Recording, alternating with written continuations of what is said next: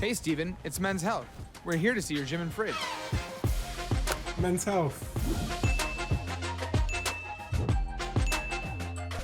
Come on.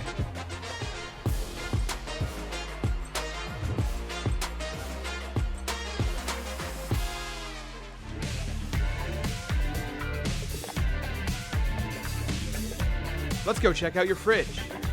I know exactly what you want to see. When I first got this fridge, I was like clawing at it, figuring out how to open it, but you just press and it, abracadabra. Wow, that's fancy. And this is my fridge.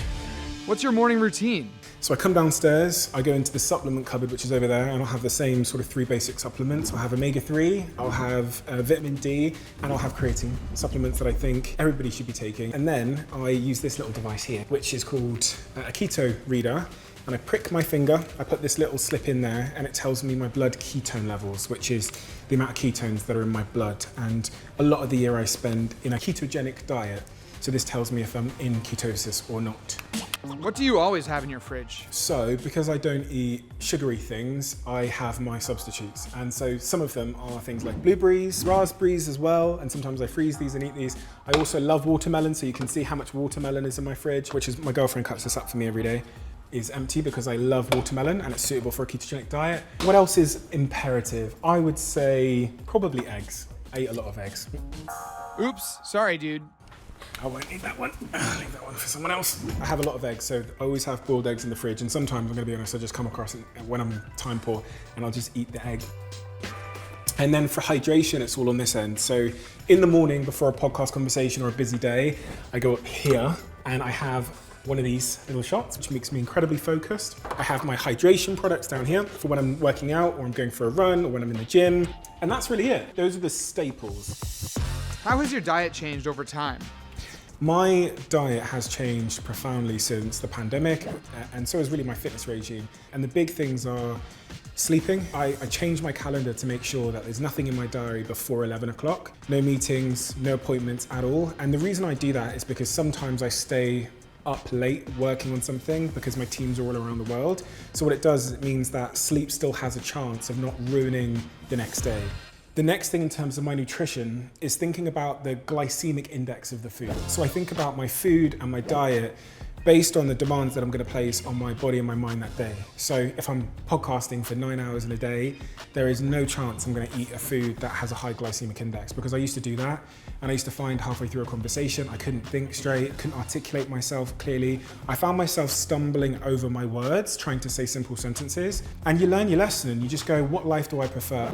It requires a little bit of discipline to stay away from certain foods, but when I think about the trade-off, I like the trade. I like the fact that I can give my podcast guest, who might have traveled 15 hours across the world to tell their story, a great interview, and I don't ruin it based on what I had for breakfast that day or dinner the night before. Do you know how to cook? I can cook, and actually me and my girlfriend have a cooking competition once every month. We both have to cook a starter, a main, and a dessert, and I've never not won. I'm currently the cooking champion.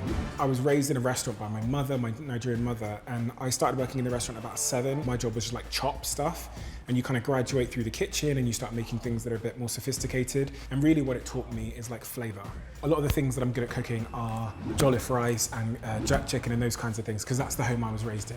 And I'm a big fan of steak, so at the moment I'm trying to figure out how to cook the perfect steak. So it's trial and error. Learning how to cook a steak is the journey of a lifetime. You just gradually get better at it, and I'm trying to get better. What will we never see in your fridge? Oh gosh, yeah. There's several things you'll never find in my fridge. You'll never find a full sugar soda in my fridge. You'll never find bread, not that people put that in a fridge, but you'll never find bread or pasta in my fridge. Not because I don't love it, listen, I love it. It's because my gut doesn't love it. So if I ate bread, I would have pains in my stomach for about 1 or 2 days. I just can't. You'll never find sweets in my fridge. Let me be clear.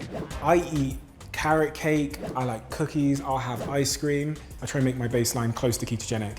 You've just knocked on my door and caught me at a moment where I am deep into the ketogenic diet at this moment in time. What do you grab from your fridge at 2 a.m.? 2 o'clock in the morning. I make some bad decisions at 2 o'clock in the morning. I know I shouldn't be eating. I know I shouldn't be eating. All these scientists on my show have told me, don't eat 3 hours before you go to bed. I've heard it, I understand it. but I'm hungry. This is why these bowls are here. Make the easiest thing to grab as healthy as possible. If I opened up this fridge and there was a big carrot cake right there, I might lose the debate. And what I mean by lose the debate is, you know the debate that you have in your head where you go, bro, I know I shouldn't, and I've got that podcast tomorrow morning and I'm gonna feel like shit, but maybe this time I won't. Like, you might lose that debate. You never crack discipline and motivation. You never crack it. It's really about figuring out what you do after you made a mistake. Because one thing is for sure, life happens. I'll go for 3 months being absolutely possessed like I feel right now, and then something will happen and you'll have a month where you're just kind of like hanging on for dear life. And it's just about finding a way to get back on. Understanding that you falling off isn't evidence that you're inadequate in some way. It's what happens, and slowly, step by step, you can pick yourself back up and get back on. It's that time of the day where I'm gonna go downstairs and start my workout, so come with me. All right, are you ready to work out? I use this gym kind of like a backup gym. Typically I leave the house and go to a gym in LA called High Mat, but if I don't manage to get out of the house, I have some things here that I can use to get a little bit of a workout in. So the most important thing for me in this room is these incredible new dumbbells that adjust based on the weight that you want. So if I want to go up to 55 pound or 60 pound weight, don't put that in. I can do that as well. You don't need a big rack, you just need to turn the handles and the weights get bigger, which I love. How often do you work out? I work out pretty much every day. I became consistent with exercise when I said to myself that I work out every day, and I tried to work out every day because it became routine. And actually we track it with my friends. So me and my friends have this WhatsApp group called Fitness Blockchain, 10 people in it. Whoever works out least that month in terms of days is evicted from the group. We have a guy in there whose only job is to track everybody's data. So he looks at our Apple Watches and our Whoops, and he makes these graphs, and every single day he posts the graphs in the chat. And I've been in that group for 4 years and haven't been evicted yet. That is awesome. Way to go. What keeps you motivated? Like everybody else, I want to look good, I want to feel good, I want to live long, I want to extend my health span. I think people think a lot about lifespans, but for me it's like, how long can I be healthy for? And when I say that, I want to be active when I'm old.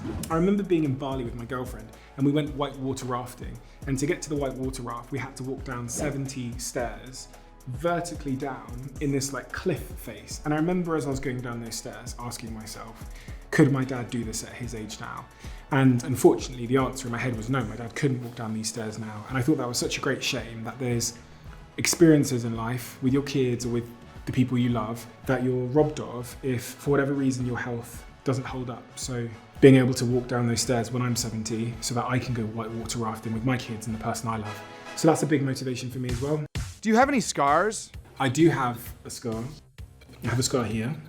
Do you want the truth or do you want the hero's journey story? Because I can do the whole dragon was eating the orphans and then I say, or I can do the like my brother threw a pot noodle at me and the noodle burnt me when I was a kid. Which one do you want?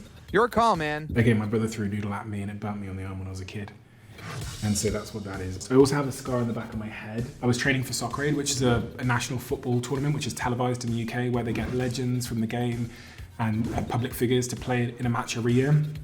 And when I was training, a guy ran into the back of my head. His tooth went into my head and he collapsed on the floor and was unconscious for about 5-10 minutes. The ambulance came and I just have a scar from that, which was about 6 months ago. I think that's it really. All right, it's rapid fire time. Workout time, 7 a.m. or 7 p.m.? 7 p.m. Really 11 p.m. if I can, but I'll go for 7 p.m. Squat or deadlift? Oh, I kind of hate them both, but I'm gonna go for deadlift. Favorite song on playlist? I'm gonna say Burna Boy Last. I just think it's proven to be really timeless for me, so Burna Boy Last. CrossFit, yay or nay? It's one of those things that's like broccoli. I know it's good for me, but I hate it. So, yeah, yay. Pull-ups or chin-ups? Pull-ups. Dumbbells or kettlebells? Dumbbells, of course. Can do much more with them, I think, so much more versatile. Dumbbells. Run on the treadmill or the great outdoors? The great outdoors. It's actually better for your brain. I learned this from a neuroscientist that told me that when you run outside, it's better for neuroplasticity and expanding your brain because you're seeing more and you're stimulating more, so outside. Cardio or weights? I'm gonna say weights, of course. Big legs or big arms? Big arms, of course. Biggest compliment, jacked, ripped, cut, or swole? Ripped.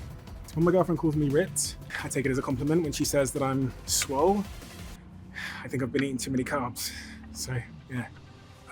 Okay, before my arms fall off, I'm gonna have to ask you to leave. Time is money and I've got to get on with my day, so Thank you for stopping by. That's been my gym, that's been my fridge, that's been Men's Health.